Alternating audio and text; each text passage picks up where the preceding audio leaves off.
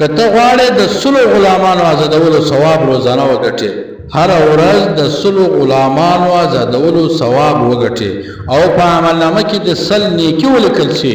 او سل د ګناهونه مټاو شي او د شیطان د شر څخه ټوله ورځ محفوظې. نو که دا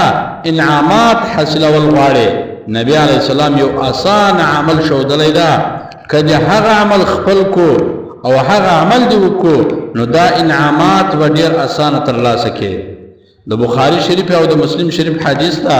نبی کریم صلی الله علیه وسلم فرمایي څوک د ورځې سل واره دا کلمه ووایي لا اله الا الله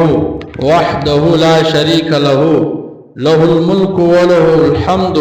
وهو على كل شيء قدیر، نو دته به دا انعامات الله جل جلاله ورکړي. د سلو غلامان آزادولو ثواب او په عملنامه کې به سل نیکي ولیکل سي او سل ګناهونه به مټاو سي او د شیطان د شر څخه به محفوظ وي. نو ای زما عزتمند ورونو مسلمانانو،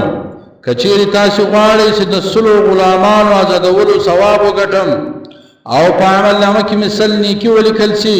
او سل مې ګناهونه مټاو سي